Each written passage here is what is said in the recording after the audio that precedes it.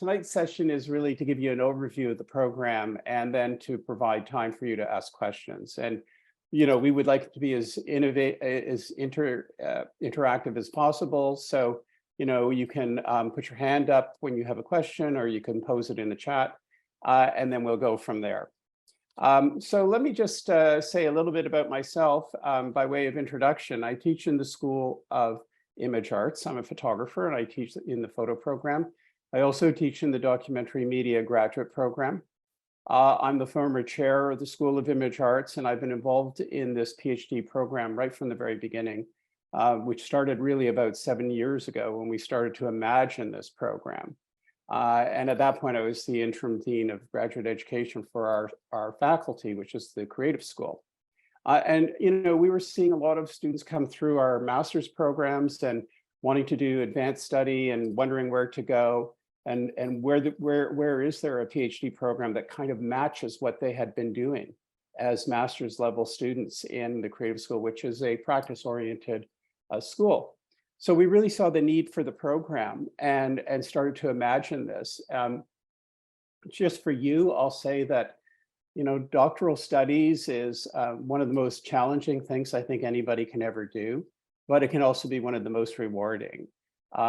Doctoral studies changes lives. It'll change your life if you pursue it. And the things you get involved with and start thinking about as a doctoral student can very often become lifelong pursuits. And that's kind of a really interesting thing to think about. It kind of caught me by surprise. When I started doing my doctoral work, I was so focused on the immediacy of what I was doing, what I was reading, what I was making, what I was thinking about, that I didn't realize that I was actually laying down tracks for future research. But that's in fact what happened. And I didn't also realize that I was making, I was building, friends, but also collaborators for future research. And that has been the case.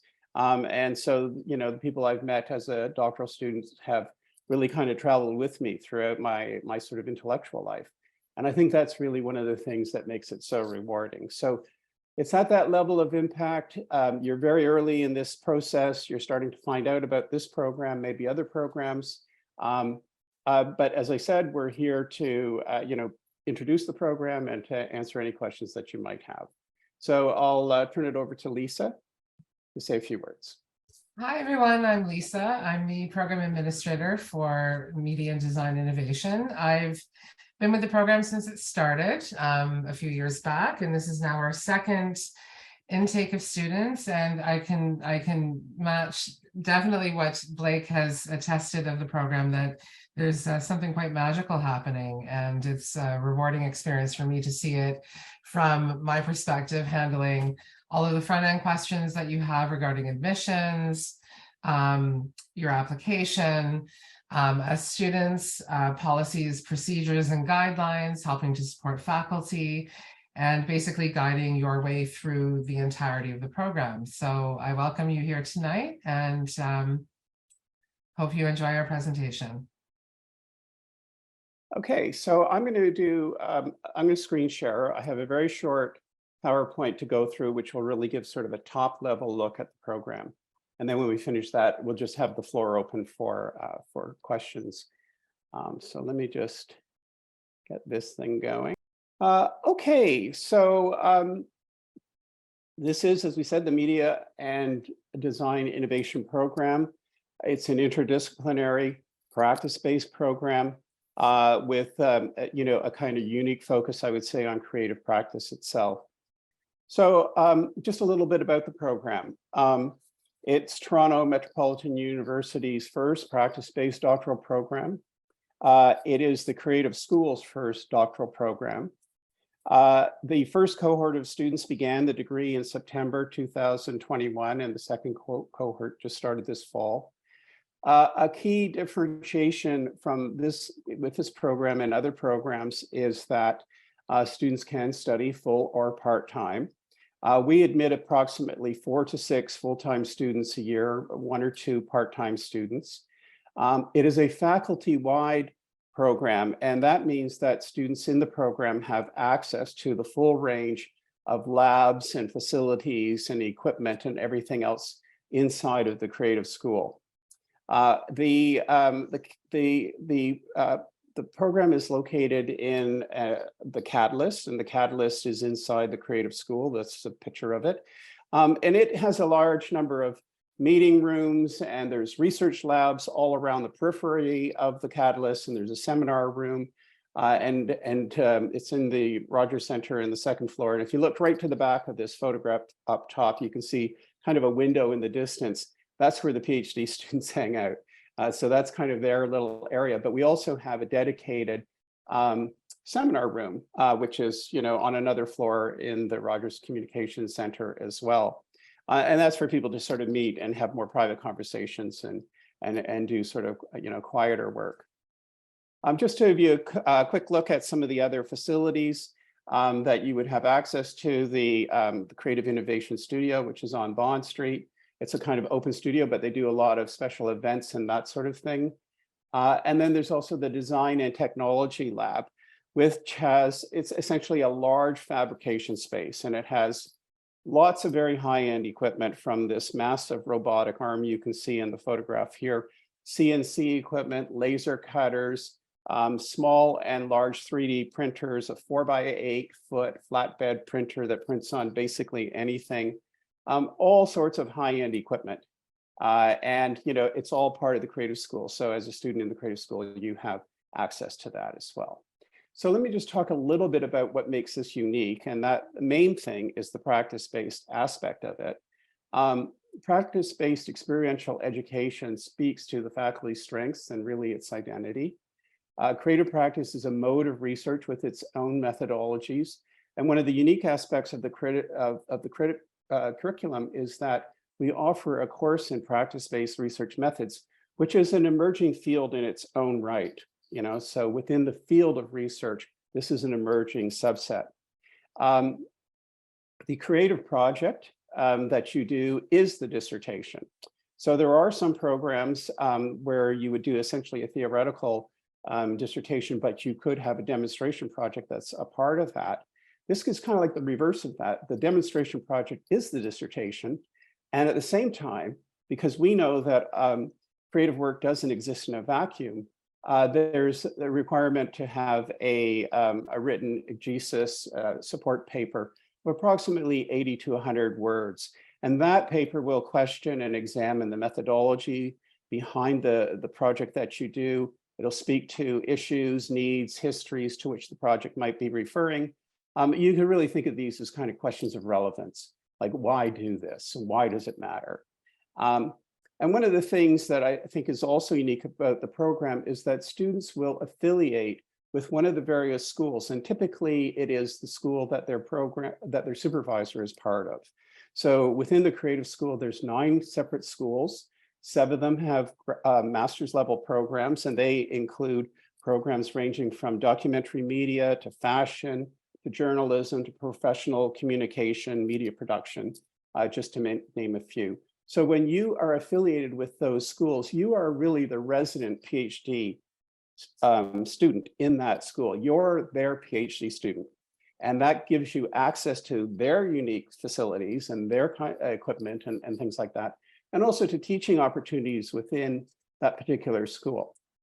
So this all really builds the PhD program on the already existing strengths that we have within graduate studies within the creative school.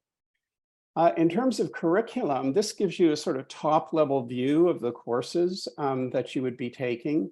There are 4 required courses, and they are all in the first year of the program. So there's the doctoral colloquium, which introduces students to the study of media and design through key texts and classes with invited people coming from the creative industries, from the cultural field, also from within the creative school itself, giving you a sense of like who's in the room and who might be out there for you to build a supervisory pool with. There's also a qualitative research methods course, and that's in the fall. In the winter, we have the practice-based research methods course, which I mentioned. Students will also take 2 electives at some point in the first 2 years, and these are electives that are in the existing master's level programs. But you can swap out the electives for an internship or for other things like directed study. You may want to do a sort of a deep dive in some kind of aspect of research that's relevant to what you're interested in. And you can exchange an elective for a study with some particular professor in that. So we're very flexible about this. We want to tailor the curriculum to your needs and your interests, and really focus it and allow you to focus it in directions that really sort of speak to what you're ultimately going to be working on in the way of your research. The other required course is a directed reading course, and this is really a kind of comp preparation course, because in the second year, you do a comprehensive exam. This is quite a typical thing within a PhD program. Often it's thought of as prep for a second teachable beyond the thing that you're actually sort of building expertise in. And once you have, so you do the directed reading course to build a reading list that will actually go to the comprehensive exam with you and help you, that essentially is your study field. And like in 3 separate areas is the way we set it up. And then once you finish the comprehensive exam, you write the dissertation proposal. And you do the comprehensive and the dissertation proposal in the company of your supervisory committee. So you'll have your supervisor and a couple of other faculty members that become your supervisory committee. And essentially, they're going to follow you through the rest of the process. And then other people get involved a bit later. We'll not really worry about that too much. And then in year 3 and 4, that is really open time. So most of the work happens, in terms of getting things set up, happens in the first 2 years. It clears the deck for the year 3 and 4 for you to actually be working on the dissertation topic and project itself. In terms of research topics and areas of interest, it's incredibly variable. These are just sort of a scattering of examples, but it's only a very partial list. I'll just give you some examples from our first year cohort. And actually, if you go to our website, there is a link for student profiles, and you can read what they've written about their research areas. But for example, in the first year cohort, we have somebody who's working on monuments and the renaming of Dundas Street, somebody who's working on archives, somebody working on Indigenous fashion and beadwork, somebody working in an area of film technology, arts education, one person's working on innovation, and another's really focused on disinformation and news and algorithms and things that are sort of part of that topic. So it's very, very wide ranging. As I said, it's an interdisciplinary program, which is one of the unique things. You're sitting in a class with people who are not like you, as opposed to, doing a PhD in English literature where everyone's interested in some of the same things. It's quite varied. And we think that's a great thing. That's actually interesting. And the kinds of things that those different areas of interest bring to the table are interesting in their various ways. Careers, again, very diverse. Some people are interested in an academic career. One of the unique things, one of the things that this program was really set up to address is academic careers in universities that have a practice component to them or are practice-based or practice-focused, but also in community colleges, because community colleges have a very hands-on sort of focus. And so this would be a wonderful place to sort of build some of that background. But then also, from the more practitioner side of things, working in digital media design, industry development, government policy, artists, curators, media makers of all sorts. And this is, the thing about admissions requirements. Now, this is all on the website, so I'm not going to go into a great bit of detail here, and I'm sure you'll ask questions about this. But just as a kind of top level summary, you produce a statement of intent. And the statement of intent is really, indicating what it is that you actually propose to do. It gives us a sense of whether or not we can match you with a supervisor who has compatible interests. You also submit a CV, so we have some background on what you've been up to. 2 letters of reference, 2 letters of recommendation.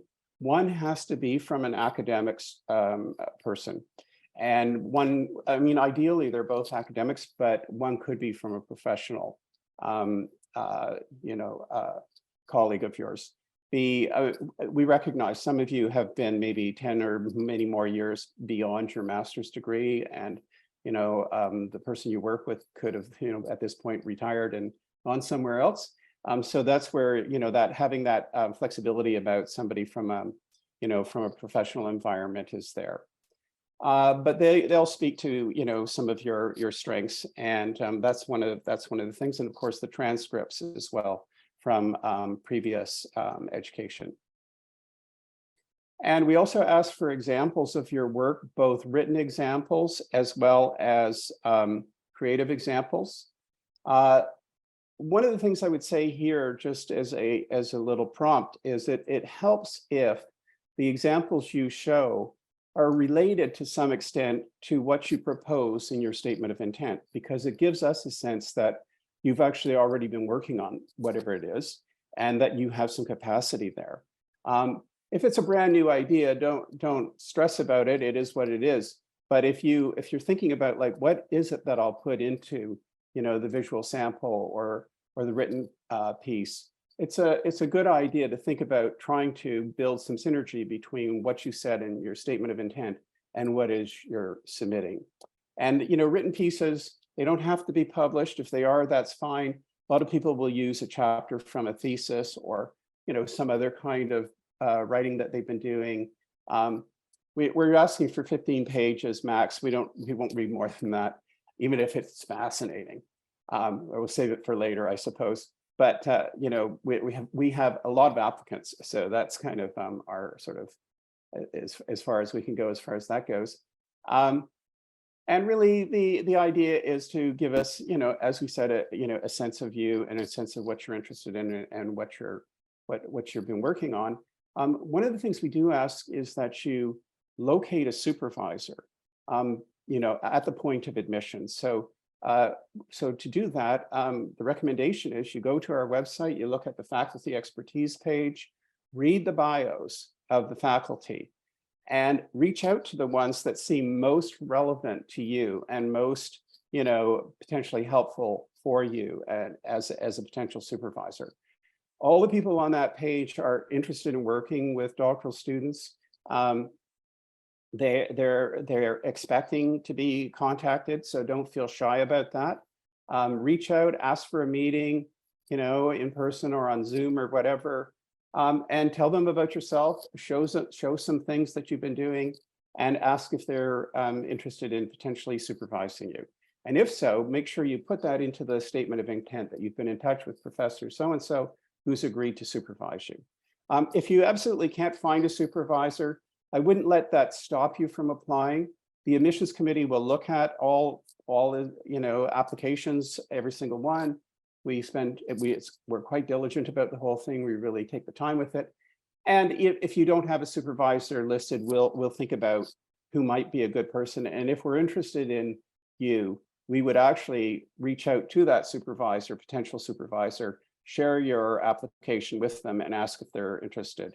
So we do some of the legwork for you. And if we don't have a supervisor for you, then it's maybe not a good fit. And that sometimes happens as well.